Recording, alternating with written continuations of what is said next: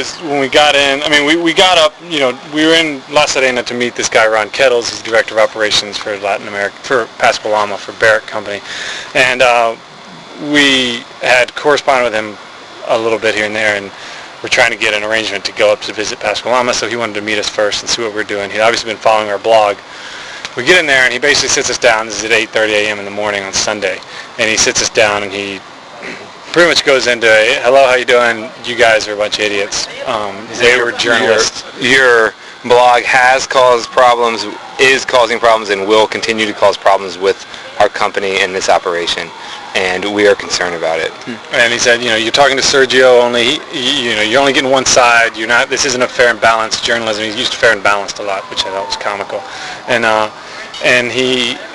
And so he basically, like I said, lectured us on the ethics of journalism and the ethics of finding the right, presenting the entire case. And up to that point, we'd been there for about 2 weeks, and we'd interacted really for 10 days. We'd interacted with this guy Sergio, who's our main contact, and he'd put us in touch with these other various other people. What does he do? Sergio is Huasco-Altino.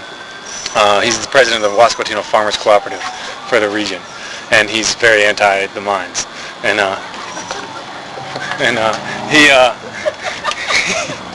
So Sergio was our main contact, and he sent us around to these other people in the community, and we also canvassed, pretty much walked through the town, Los Perales, and just knocked on doors and met people in their yards and asked them what they thought about the mines. It's 100% random, from our perspective. It's 100% random and 100% anti the mine. Everyone at least said they were. And so from that, we're just reporting what we find. There's nothing more objective than walking around and meeting people.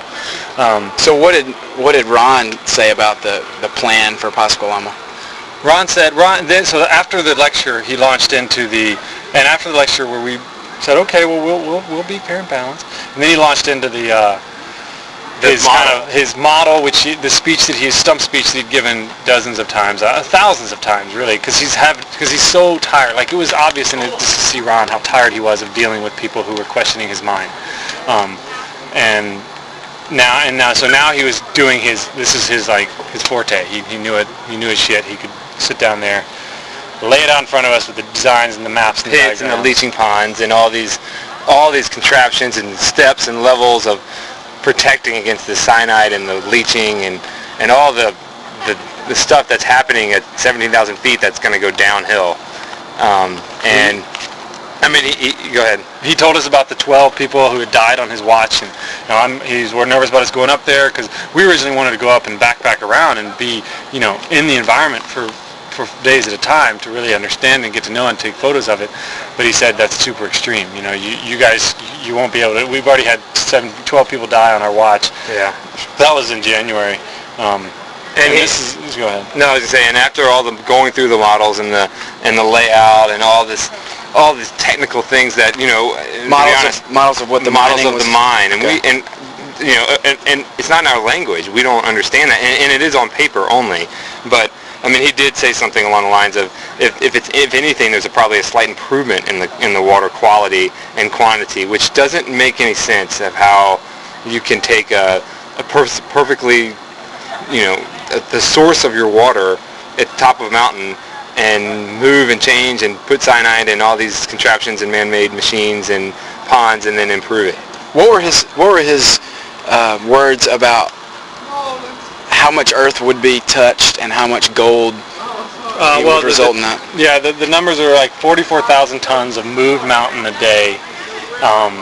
And those are moved in trucks into the holding, kind of the waste piles, and then where everything's leached. And so it's generally, we kind of broke it down. It's about 850 trucks a day, which is about one a minute.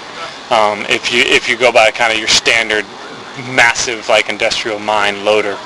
And then we found out, I've just seen on the blog, one blueberry is the weight of 2 grams.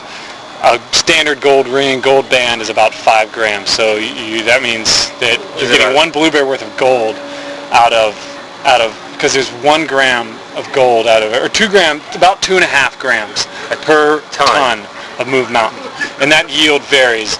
But that's about standard. So in one day, you're talking about 10 wedding rings. Right. Yeah. Exactly. But talking about how many thousands and thousands of mountain moved and cyanide used and water used. Now, what was Ron Kettles? Ron Kittles. Ron Kettles' kind of final assessment on the impact of all this on Pascua Lama and the region. Ron claims that there will be no environmental impact. That was a direct quote. And he said, and his reasoning is they have it already in place. So another big major problem is, well, the major problem is this is a 20-year plan. It hadn't even started to 2009, 2010. It's going to be 20 years in the making. Ron is about 60. He's got a yacht pictured on in Miami on his screensaver on his desk. I mean, the guy's going to be 85 in 20 years, and he's sitting here talking about the cleanup effort and how clean it's going to be when they leave. No, he nor anyone else is going to be there.